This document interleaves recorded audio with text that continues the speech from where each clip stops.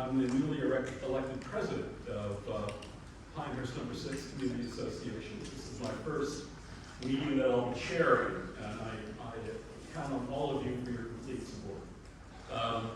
For those of you who may have seen these license plates on the way in, these were manufactured 20 years ago and have been in storage since then. But they're in terrific shape, and they're free. So please promote Pinehurst No. 6. Mr. Mayor, I know that you love all of the communities equally, but if you had this on your car, we'd be very grateful. John will put it on for you later. Without further ado then, let's go ahead and do a quick introduction of the board members, starting with our Infrastructure Director Emeritus. My name is Tony Chervinsky. I'm in infrastructure now for, I believe, 11 years. Somebody believe me, please. Hi, I'm Rob Bachman, member at large.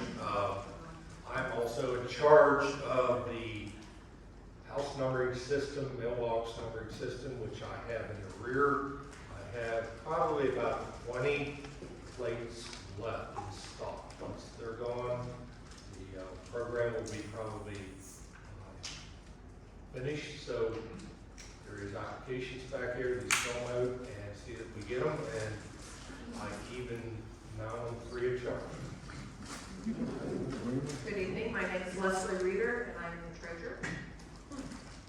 Good evening, Xavier Fernandez, and I'm the membership director, newly minted, just about 2 months or so in this rodeo.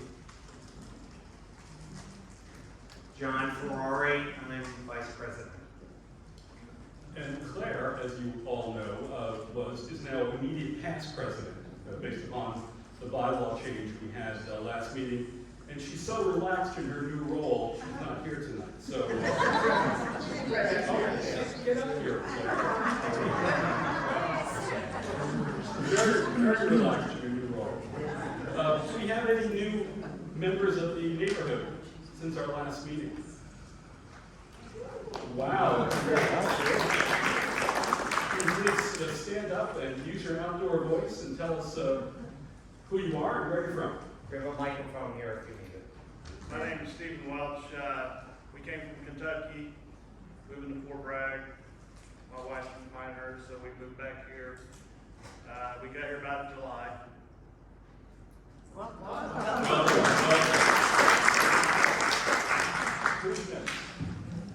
Hi, my name is John. It's my wife Ellen. Moved up here on December 1st from Melbourne, Florida.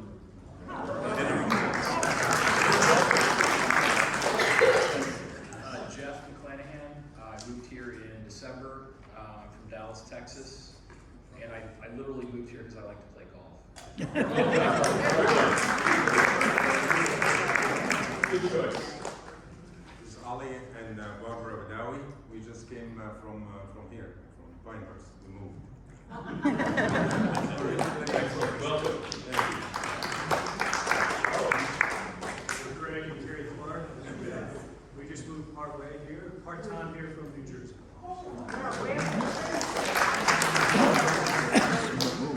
Guesses in northern New Jersey. A lot of us around.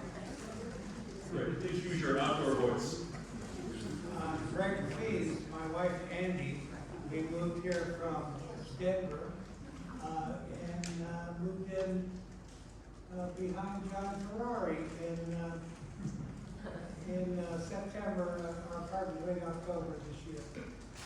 Well, welcome to all of you. Any others? Obviously, Pinehurst No. 6 is a hot destination. I'm just new to the meeting. I'm not really new to number 6. Does that count? Later, we'll get to you later then. Okay. Just checking. Great. Next order of business is to approve the January minutes. Now, you may recall that the December meeting was moved to January because of circumstances beyond our control or anyone else's control at that time.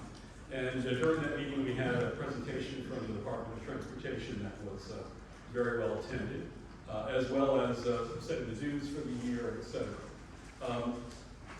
Can I get a motion to approve the minutes? So moved. Can I get a second, please? Second. Second, the minutes are approved. All right then, very good. We're ahead of schedule. Anyone have a story they want to tell? No. Next up, we're really fortunate tonight to have the mayor of Pinehurst spending time with us to give us an update on the village and the many exciting initiatives that are occurring as in this surprisingly dynamic village, which is terrific. So without further ado, we're going to spend about half an hour. The mayor's going to have 15 minutes or so of prepared comments, and then we'll open it up for question and answer for 15, 20 minutes. Okay? So without further ado, Mayor John C. Strickland. I'm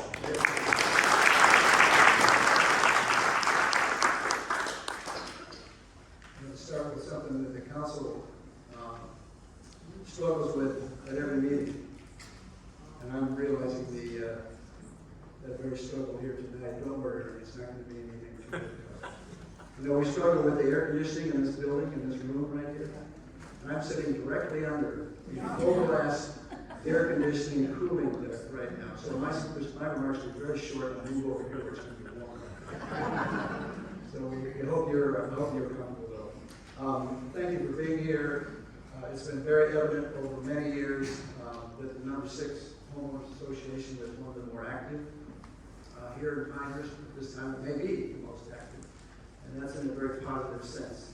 You have representation on the neighborhood advisory committee.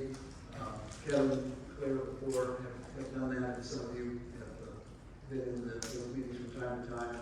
Those are ways that the council likes to convey information out and get information in from homeowners associations like yourselves.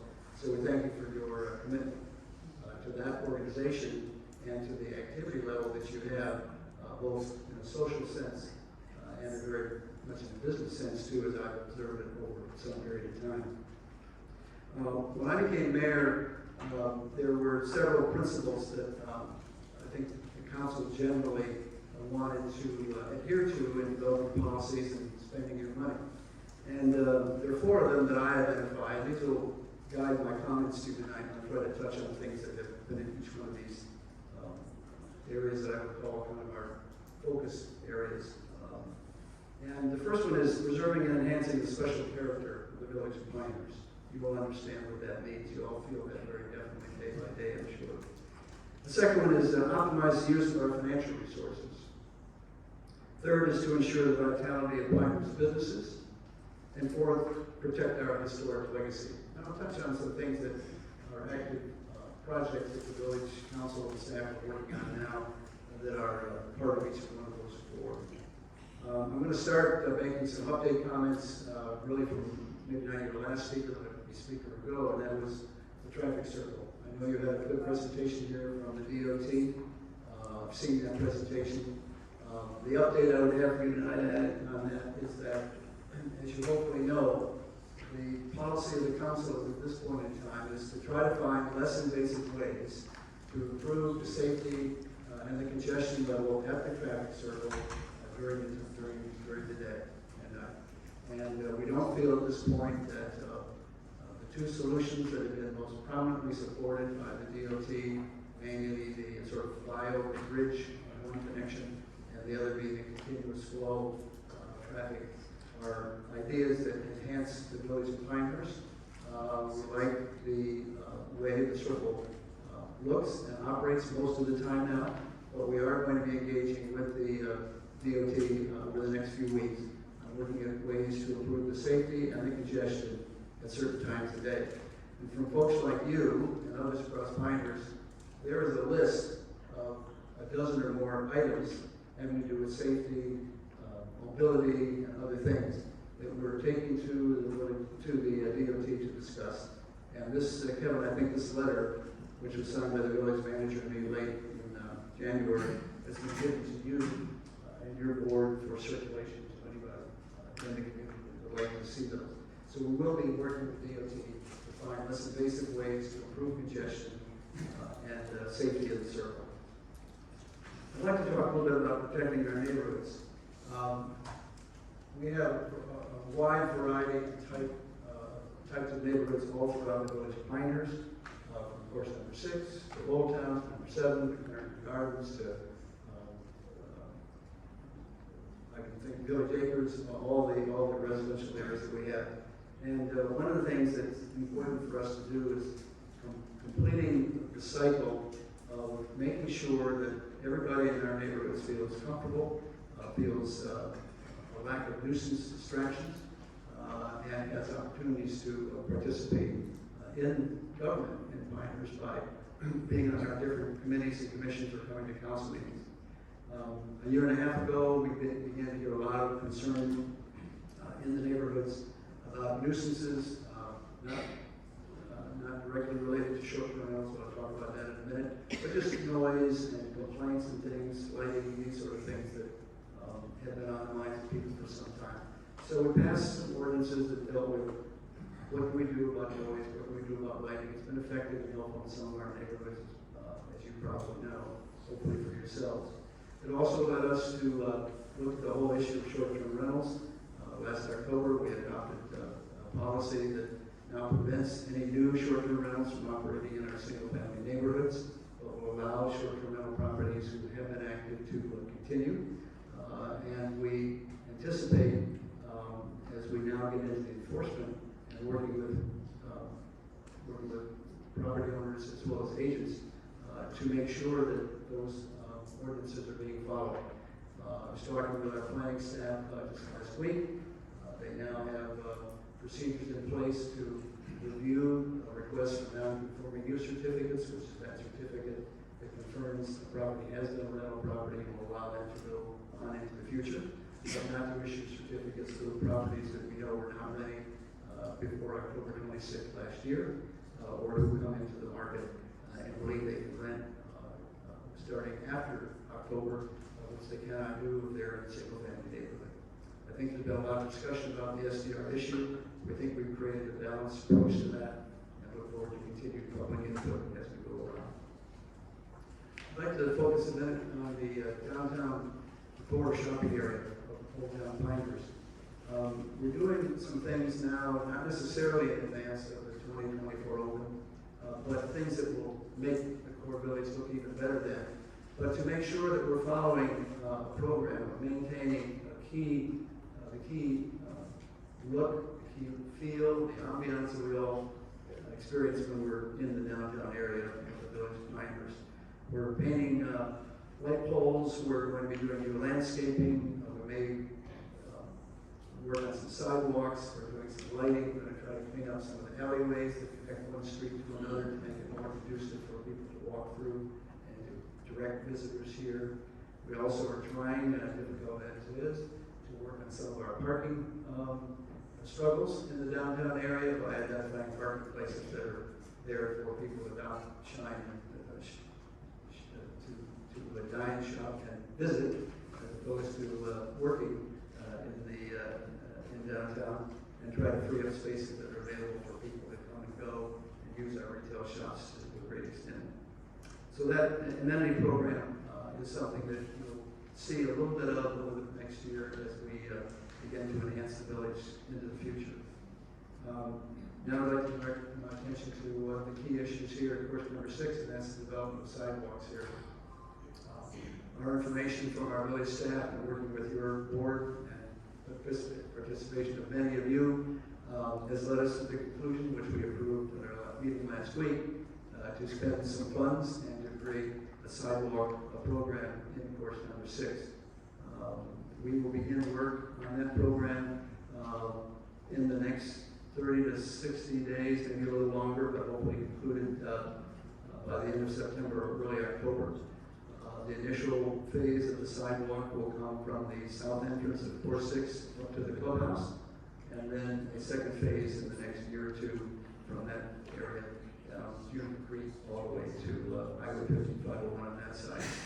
There's a third alternative using Deerwood that might cause another sidewalk to be constructed in the future, but that's down the road a bit.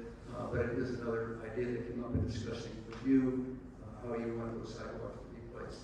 So at the moment, it'll be from south entrance up to the clubhouse with that completion by the end of September or October. Another initiative of the council and staff at this time is the development and completion of small area plans. When the 2019 comprehensive plan was concluded, there were 5 focus areas in that plan. There were special areas where we wanted to pay particular attention to planning, zoning, traffic, a whole host of issues that councils have had to deal with. 2 of those areas, one Village Place, which is roughly the area from the Manor Hotel up to Highway 211, including where the current public services yard of the village is, called Village Place. And the second small area plan is what we call Pinehurst South, which is the area roughly from the post office down to our border with the town of Aberdeen. We have just concluded late last year 2 small area plans, one for each of these areas, which outlines the type of development, both in terms of residential, commercial, resort, whatever else, in those 2 areas.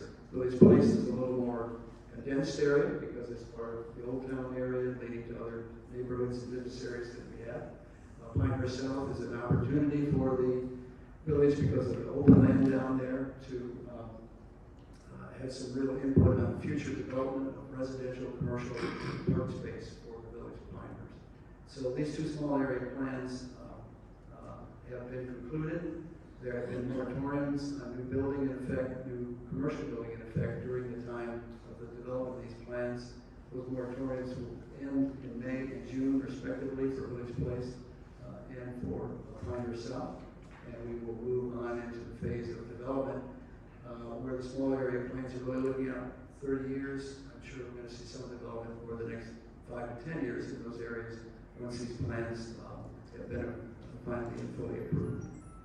One of the other actions of the village government over the last year or 2 now have been the assumption of responsibility for the village library, the Gibbon Library, and Tufts Archives. This was done again with a great deal of public input from many of you and all residents from all of our different neighborhoods. We've had a very successful first year. It was April 1st last year when we took responsibility for the library and archives.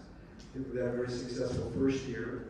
We have retained an architect to devise a plan to enhance the building on that site for the library and the archives in the future. And those architectural plans and space usage needs really will be coming back to us quite soon.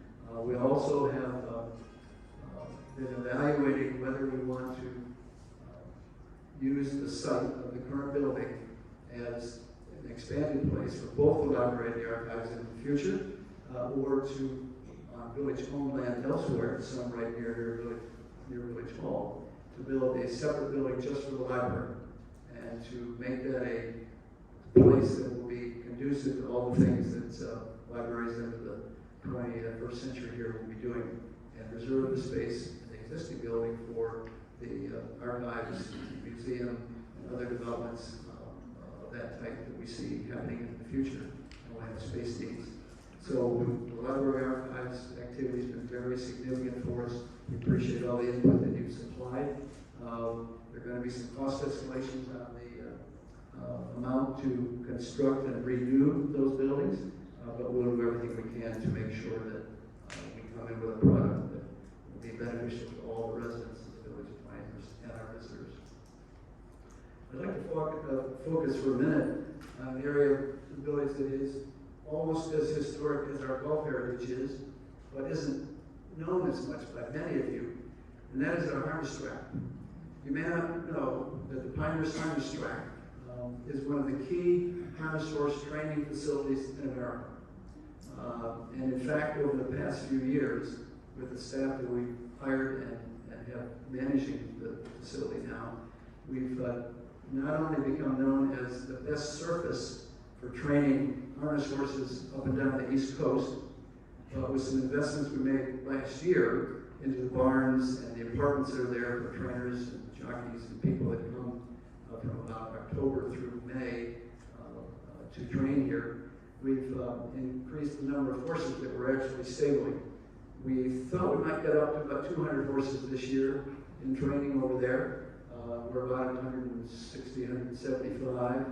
But the facilities, as we've expanded them, improved them really over the last year, has been very well received by the harness community across the United States.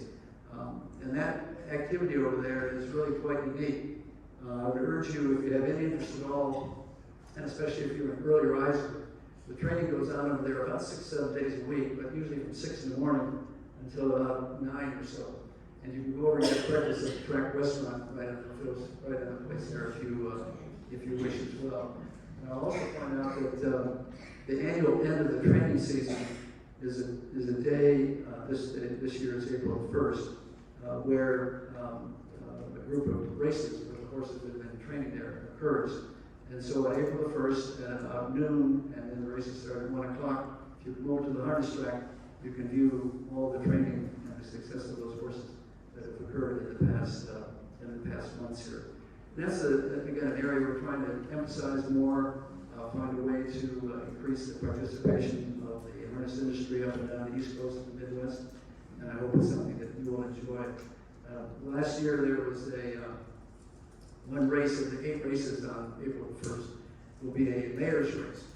So I get to don one of these fancy suits with goggles, and let me tell you, the goggles are absolutely necessary, and race against the mayor of Southern Pines, Foxfire, and Aberdeen. And John Boyto. I promised the winning horse this year, the fastest horse. It's a bit of fun. I hope you might come around to that on April the 1st. A couple other points, and I'll be happy to take your questions. One of the other objectives that I mentioned early on is an overall concept that we're trying to deal with is this.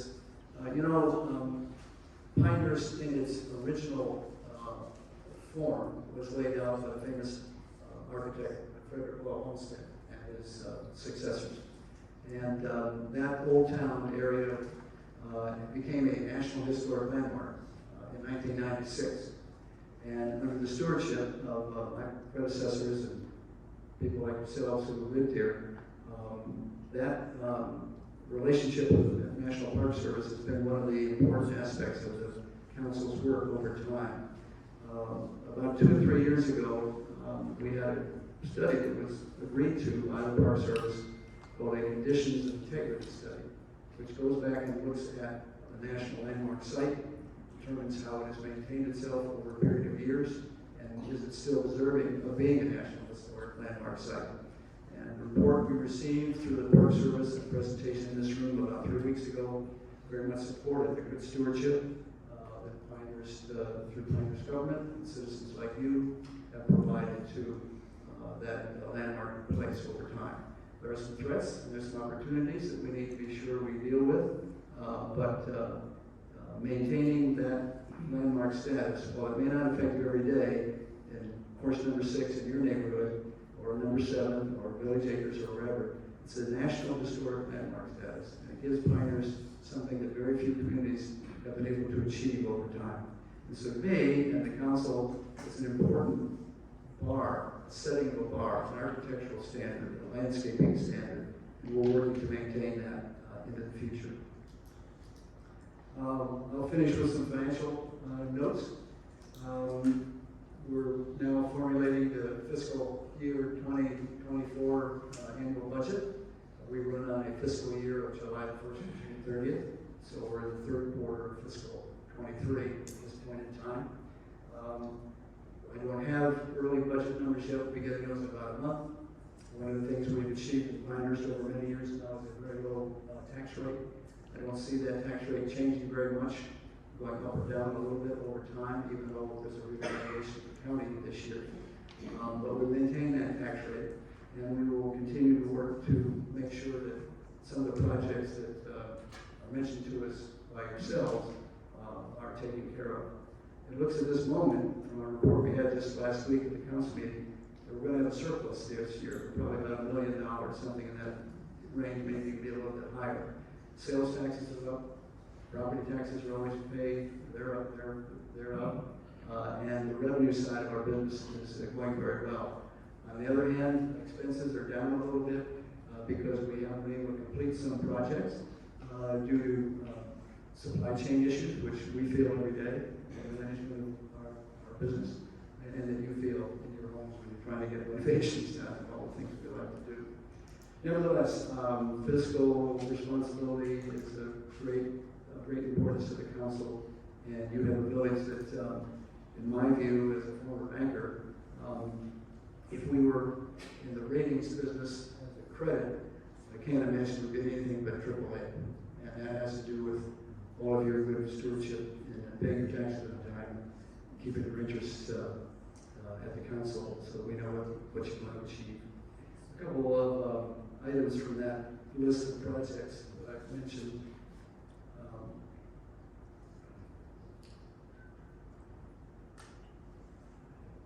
We will be spending in the next year or maybe 2 or 3 years in a row, roughly about $400,000 or more on stormwater management programs over the next couple fiscal years. The streetscape enhancements I mentioned for Core Village will be about $200,000 this year, maybe into next year as well. The library construction, depending upon size, location, square footages and all, will be anywhere from $5 to $6 million. Walkway improvements, including the $300,000 we'll be spending in this year on your course number 6 sidewalks, will be $400,000 to $450,000 a year. Fleet improvements to the village's fire engines, public services vehicles, and police cars. That's about $600,000 a year. We have to spend about $150,000 to $200,000 a year to keep our IT systems working right and safeguarded for village staff and council members, and a whole host of other projects totaling about $300,000 a year. So that's where the money goes. We limit our capital projects and rank them every year in our budgeting and setting our priorities projects. And those are some numbers that you might want to have in your mind going forward. Kevin, I think that concludes some of the comments I would like to make. I'm happy to take any questions. Thank you, Mr. Mayor. We have time for some questions from the membership. So if you have questions, please raise your hand. Jen will come by with the mic. We're going to move from front to back, the left side first, then the right side of the room, at least my left and my right. And please state your name as you stand to address the mayor. Thank you. Thank you, Mayor, for coming over. My name is Montez Camilleri Norris, and I live on Juniper Creek Boulevard. I don't recall that there were an actual study or question as to people that are going to be impacted by this walkway. And and also how much actually is going to cost, it's real cost we're talking about, not just an estimate. An estimate, and usually you have to go down another 10 to 15%.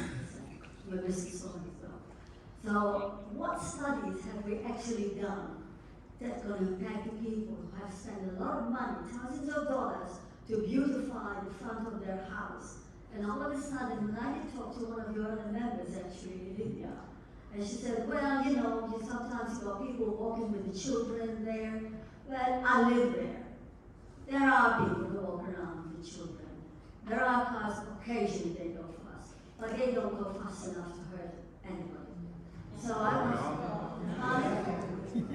as far as I'm concerned, you know, I live in the city, but we're here, but they go around that hurt people. But nonetheless, we really need to spend that amount of money on number 6, where we could approve other places. I mean, I understand that maybe 3 acres is necessary at a certain point, but actually we could have another walkway there along it as well. It's a really huge road. So that's why I have a lot of questions, you know. Let's let the mayor address your question. Thank you. Made various points. We're going to spend about $400,000 on walkways this year. About $100,000 of that is going to a program to expand Mackenzie Road West of the town, and the rest of that money is going to be spent here at number 6. Our understanding at the council and staff level was based upon surveys done here in your neighborhood association, that this was a very favorable item. Not everybody approved it, obviously you don't, but in general, the sort of walkway sidewalk situation is becoming increasingly important to neighborhoods all across Pinehurst, not every neighborhood, but many, who find at the current time they want to be outdoors, they want to be walking, they don't want to be walking in the street, if they're pushing baby carriages or dogs or walking themselves. And it's the fact that some of our neighborhoods are divided without sidewalks is a problem we're trying to now resolve in a safe way. So I think those are the issues that I think will be important. Number 6, and will be similar in other neighborhoods across Pinehurst. Next question, please. Regina Ferranti. On the STD, I think that's what you called it, the short-term rental. Short-term rental, STR, yes. You said you're going to expand upon it, but I don't think you expand upon it. How do we know when the state is that the houses are supposed to be okay to be short-term rentals? And does it include the time the property's bought or the time they applied for it? How does one know? We live here, but we don't know. How do we know how many people are supposed to be allowed in those homes? Has the fire department rated these homes to decide how many people it's safe to have in there? There's a lot of problems that aren't, that we don't know about. What about the cars that are parked? How many cars can be parked on the property? As many as you can fit in, or as many as the street homes? We don't have answers to this. Well, we have records of the homes, all right? Now, you may, I'm going to answer your question in a couple of ways, but we know what homes exist in the village of Pinehurst. We know through input from yourselves and from some data that we have from VRBO and other rental agencies, we know which homes are being rented in some neighborhoods, but not all. The ordinance calls for any home that was doing short-term rentals prior to October 26th of last year to allow to continue as a short-term rental, but for no new rentals to be operated in any of our single-family neighborhoods after that date. In order to continue, it's recommended that a home that has been rented come to Village Hall, file a request for a non-conforming use certificate. That certificate flows with the house into the future. If they have that certificate, we've done our research to know that that is a home that had been in the short-term rental business over time. If they don't have proof of that, through leases or financial records or whatnot, then we will not issue the non-conforming use certificate.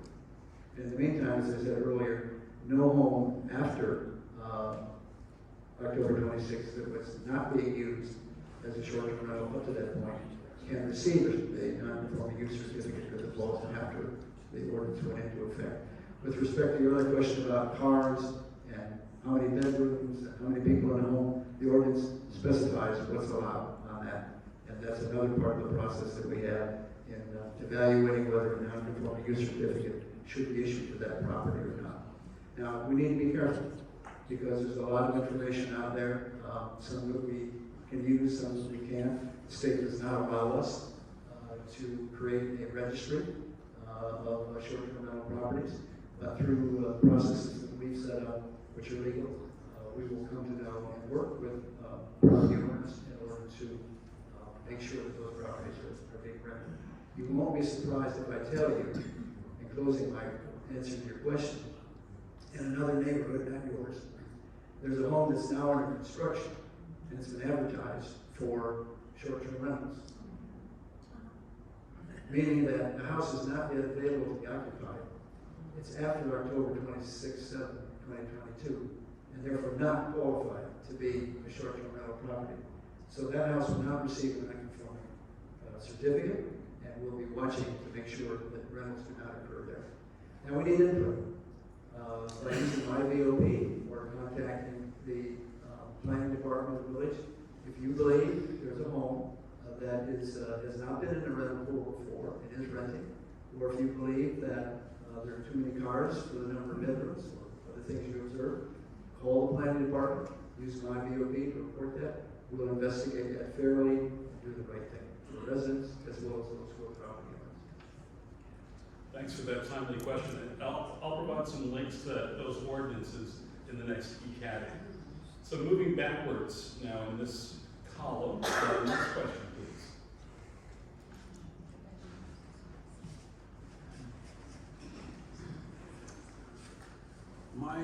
My questions are, Your name, please. oh, my name is Lou Mao. I live at 71 Juniper Creek Boulevard.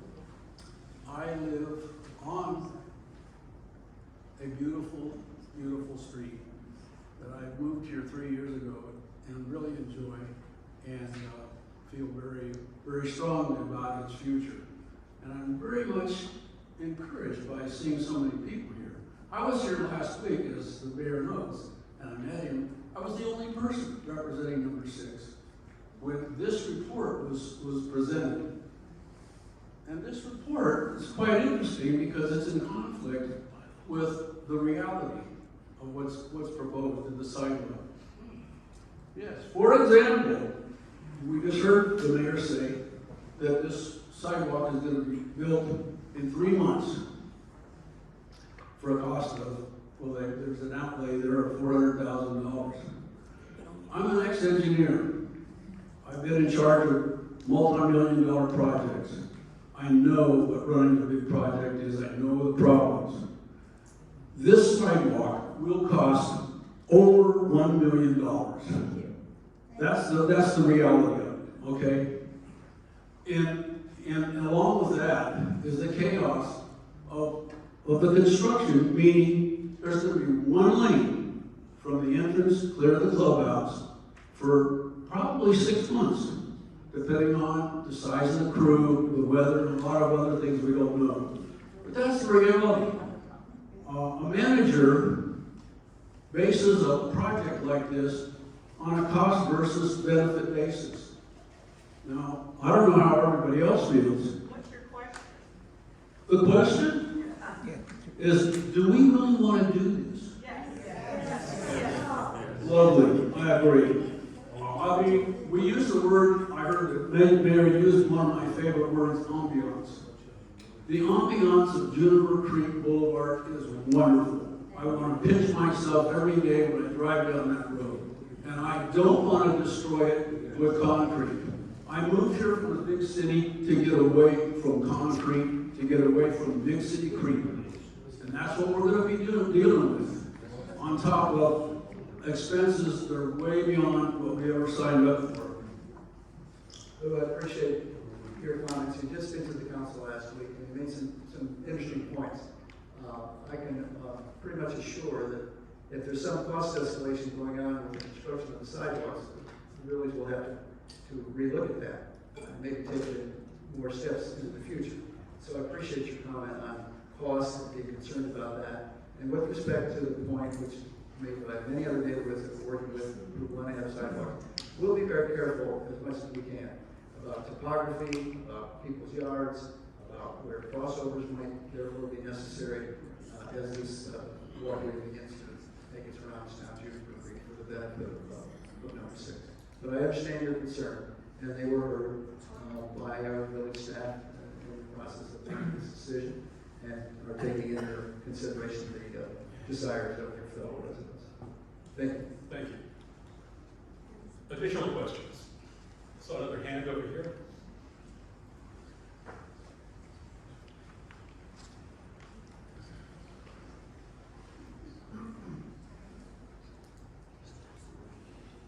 Thank you. My name is Don Harnum. I live on Juniper Creek Boulevard also. And I voted strongly against the sidewalks, but I think there were like 74, 75% of people who voted in favor of it. So that's it. Not true. No. Well, that was my impression. But I know it's a controversial issue. First of all, more than anything I want to say, John, I can't tell you how much the people here and in this village appreciate the work that you and your council do to put this village in the shape that it's in. It's just marvelous.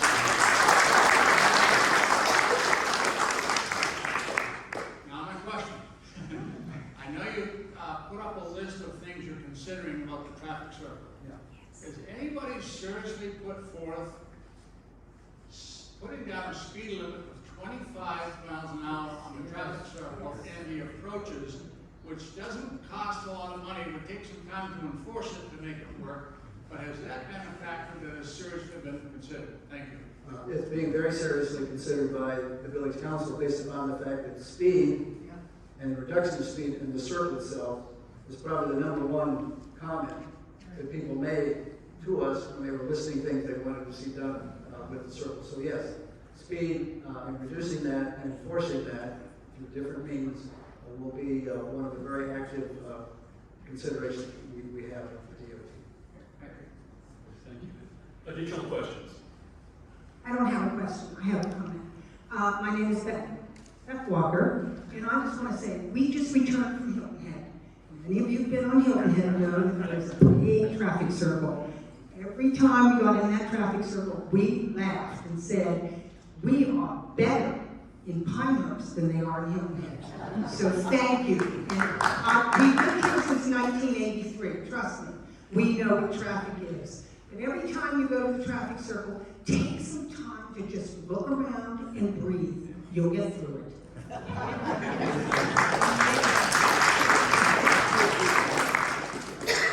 Next question. Maybe, Jim, we're over here now.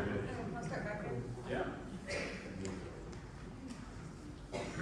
Hi, my name is Paul Virgo. I live in Squires Lane.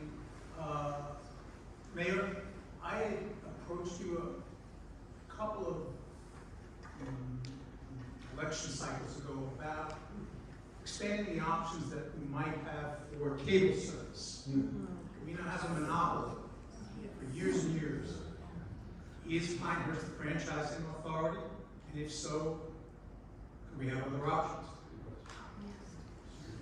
This is an issue that does come up. It's under state control. And I should do more work on this, frankly, but because I see and reading the social media, not only from your neighborhood but others, there's a lot of concern about our current provider. I don't know that we have too many options on that, but I'm going to look into that and at least explain what folks can do and can't do and try to encourage some of our state representatives to help us on that. Really help the whole of the state. It's a great question. Next question, please. Hi, my name is Ali Gadawi. I live in 161 Juniper Creek.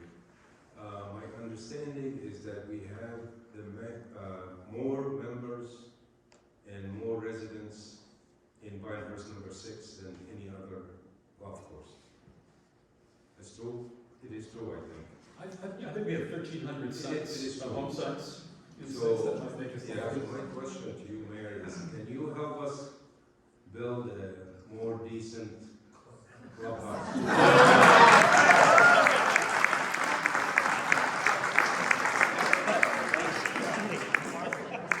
Amen.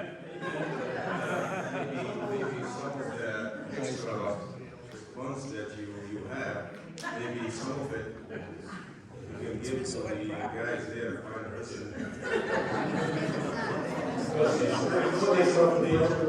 They don't need any money, I know, but we really need help. I mean, this is a big issue. It has been there for years and years. And I don't understand it. Why are we like Rodney Dangerfield of all the Why? I mean, compared to number 9 or number 7, we come at the end. Why? We have more members, we have more residents. We pay more taxes than any of all these other guys. So we're going to have the resort leadership in to talk to us later in the year. And it's a great question. Everyone has it. I think, other than ask the question from time to time when council members and I are meeting with officers of the resort, and we do have a very good working relationship with them. It's really an issue of theirs with you, and there's not too much I can say about that, other than I understand your concern, and I know it's been an issue around for quite a long period of time. Yes. I can't explain the background. I think you've asked the right question. As Kevin is saying, I think having resort management out here when you're meeting would help that. I think we have time for one more question before the mayor goes for his dinner. I got time. Ernie? Go ahead. Yeah, thanks, Ernie Farrell. Just more of a comment, or if you'll make some response back. We hear about staffing shortages in a lot of communities and so forth, and Pinehurst has run so well as previously stated. How's our police and all in the staff here? And if you'd like to make some comments about has that affected Pinehurst? That's a very good question, because on one hand, I hope that any contact you as residents have with staff of the village of Pinehurst is a positive one, whether that's one and done in the trash area, fire department, police department, planning department, whatever it is. We have a very professional staff, and a staff that does care a lot about our residents, and who are judged every year through community surveys that we do, that many of you have completed over time. Staffing, particularly in public services, fire, and police, is a problem right now across the country and in the state. And we've taken some action just in the last month on recommendation from our Human Resources Director to do some things that we hope will build careers, more than just provide jobs in our police department and in our fire department. And we're going to try to work on some training programs for police and fire candidates that will maybe bring them along a little faster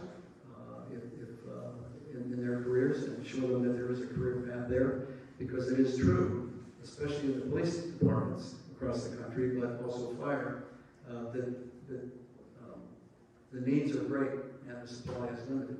And I hope that we can do some things. I think we're trying to do some things now that will see to it that our police, fire, and other professional staff are at the highest levels of satisfaction, and see career paths with the village of Pinehurst that we need. It is a concern, but nothing is affecting us in any negative way at this time. Chris. One last question. Yeah, we've had surveys about sidewalks, lighting, and a lot of different things here in 6, all of which I'm good with. Sidewalks, I'm good with that. If you want to put sidewalks, I'm fine with that too. One thing I would like to see is a survey of the residents of number 6, prioritize what our wishes are. Now mine are, and this we don't have control over these, number 1, a clubhouse, number 2, fiber optic cable, number 3, maybe sidewalks. All right, thank you. Mr. Baker, thank you very much for your time.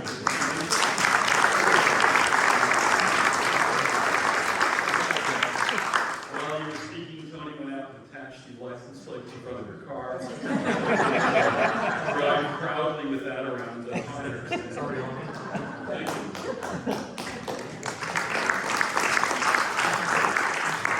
Okay, moving on in what is a packed agenda.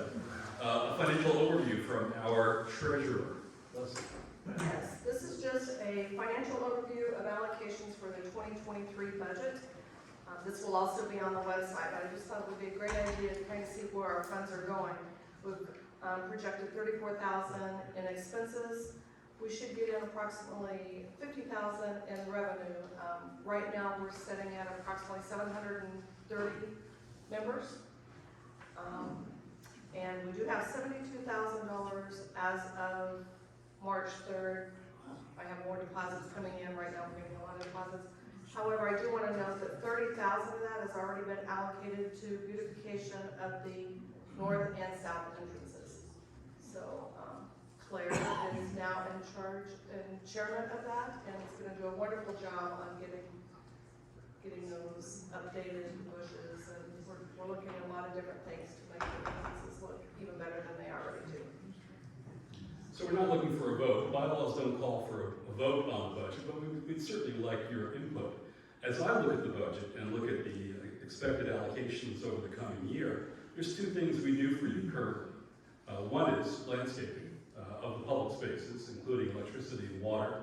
That's 55% of our expenditures. And the other is communicating with you, both print and electronic. So that is the printed directories, it's eCaddy, it's the survey instrument, it is work on Facebook and others. So that's where the bulk of the money is currently spent. We do have through the COVID years, we didn't spend as much as we perhaps could have. It was impossible to. So now that that is lifted, and we have some assets that we can utilize to further invest in the community. And so I think one of the ongoing discussions I'd like to see us continue with through 2023 is a collective thinking, consideration of how do we want to make that investment? How do we want to use that capital wisely? How do we want to improve the quality of life in number 6? And we have some assets to work with and some assets to deploy. Questions or comments? What is the percentage of membership? We're just under 50%. What? About 50% of all homes are. Yes, and the penetration is about 50%. We have to still process this year's membership, but it's give or take around 50. So we have about 1,500 total, I think, sites. That's including all the empty plots as well. And we have a membership of around about 700 or so. Other questions, comments about the budget? Yes, ma'am. Regarding the landscaping and the main entrance, does the club itself help in the maintenance of that, or is it strictly out of our budget? I'll answer some of this and then divert some of it to Kevin. We do get $500 a month from Pinehurst in reference to use towards beautification and however we want to use that. And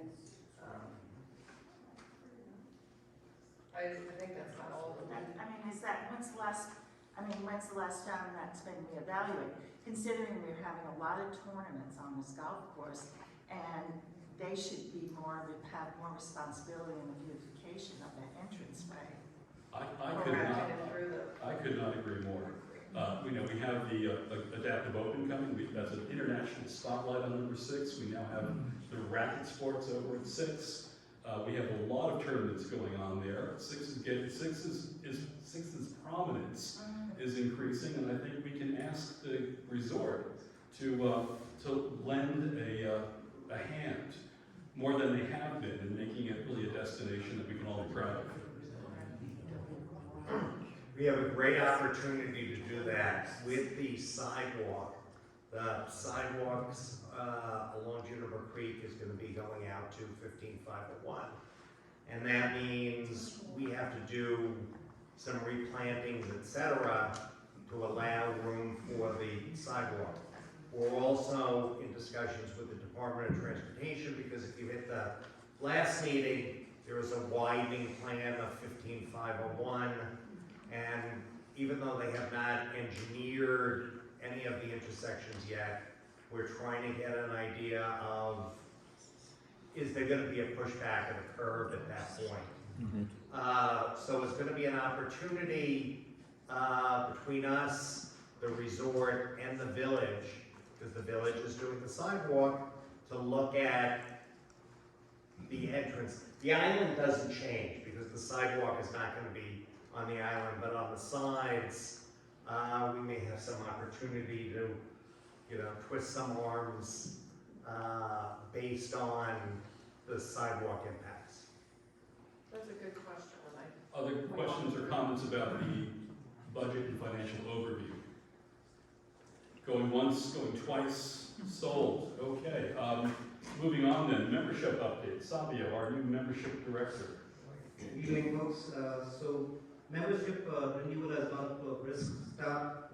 We have processed about 350 or so memberships up to date.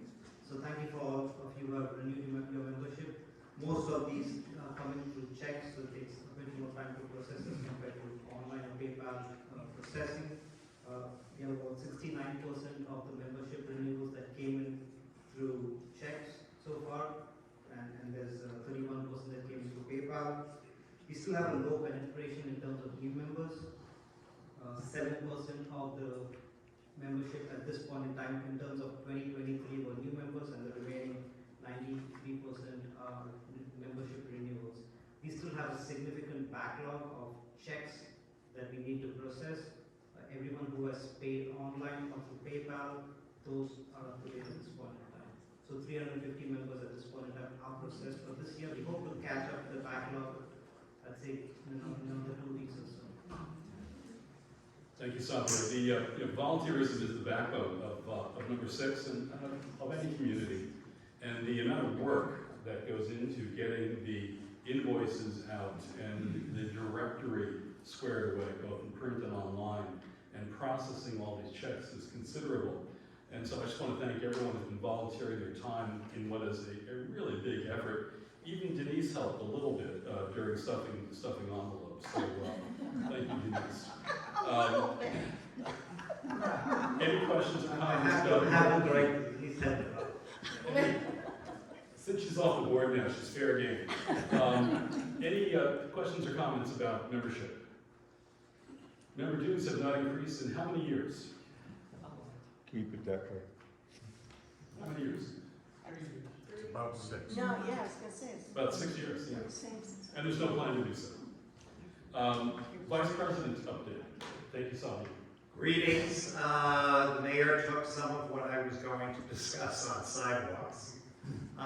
Just to touch on a couple of things, and some of the comments might be a clarification on is timing may in fact be a little bit delayed in that there's got to be coordination due to the U.S. Adaptive Open, and the decision hasn't been made yet whether construction will start and then stop and then restart, or they will wait until the Adaptive Open is finished to actually start. So that might impact it. And the question on the budget for the whole site, for the whole Juniper Creek route, it is going to be more than the $300,000 or $400,000. That's only the first phase. What I don't know that popped up while the mayor was talking is it being built by village employees or an outside company, because that might be something good to know to get an idea on what the cost is. Just touching on the south entrance, we've already started contacting people on the coordination of the sidewalk going out to 15501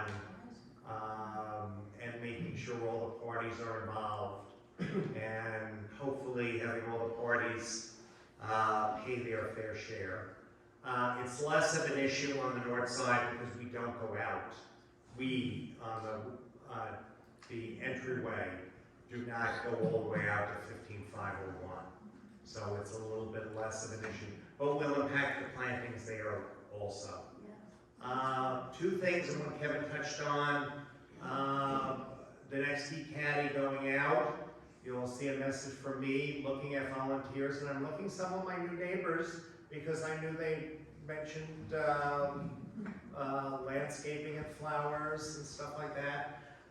Looking at social activities, not looking for you to pave roads or plant flowers, etc., but to get more involved in activities and get more volunteers who want to participate in either helping out or on the creative side coming up with ideas. So you're going to see that coming out. The other thing we're going to be doing is, a little bit later, is reaching out to members of number 6 who are in the military and look at doing some activities around that for our neighbors who are in the military. And I'll leave it at that because we're already late. Thank you, John. And John's been doing a yeoman's job coordinating with the village on a number of issues for number 6, and we're grateful for his support with that. The next updates have come from communications, the secretary, and the president.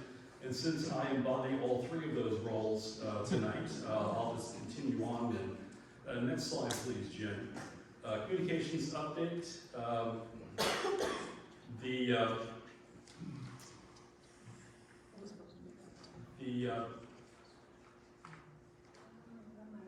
it's another slide, yeah. Anyway, the communications ECAD is probably our primary electronic mechanism for communications right now. It goes out to over 1,100 recipients every month. It has an 85%, 84% open rate, and we're trying new features all the time to make it a more valuable communications vehicle for you. My email address is all over the eCaddy, so if you have questions, comments, things you like, things you don't like, please let me know. We want to improve that as much as we can going forward. Aaron is here. Aaron is, there he is. Aaron Schuler is running our social media end of the communications plan.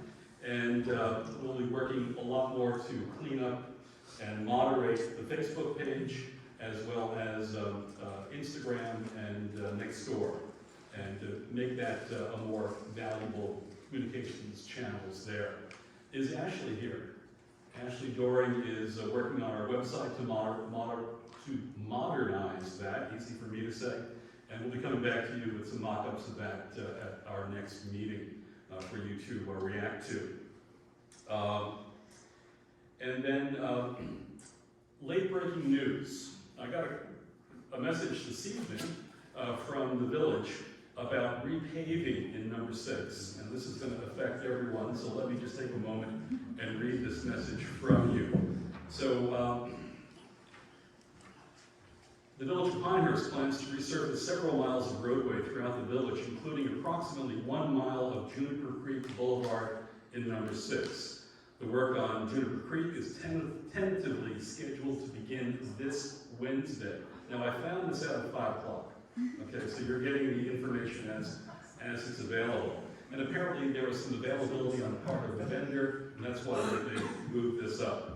The sections that are included in the resurfacing package for 6 include Highway 15501 to Wampanoag Drive, Glen Abbey Trail to Scioto Lane, the Golfer's Way to Watson Court, Peachtree Lane to Hampshire Lane, or Hampshire Lane.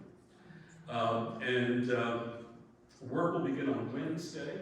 The most ticklish part of this is the work right by the traffic light coming into the neighborhood. It's going to cause us to be working with 1 lane. And that part of the project won't start until next week. So the village is already beginning to give us a heads up. If we could be using the north entrance, the non-traffic light entrance, as this project is going on, it'll go quicker and it'll be easier for all of us. Yes, ma'am? Do we know what time of day work will start? I think it's probably 7 a.m. Typical. There was a notice put on our door, it said 7 to 7, I think. I'm sorry? There was a notice put on our door today, on Juniper Creek. I heard there was door drops going that are starting to go on. 7 to 7, is that it? So you've got better information than I do on that. We're going to send this out in eCaddy so that everyone has this information from the village and can plan accordingly. As you know, you have doctor's appointments and things that may be a little tricky getting in and out of the neighborhood on the days in question. So just plan ahead for that. The next item is, well, I think that's, we're on to the proposed bylaw amendments. And so there were 25 copies of the hard copies of the bylaws that were dropped off in the back. You have that to refer to if you wish. We know that bylaw reading is a compelling form of communication. This was also published in the eCaddy. The intent behind the bylaws refresh that the board's been working on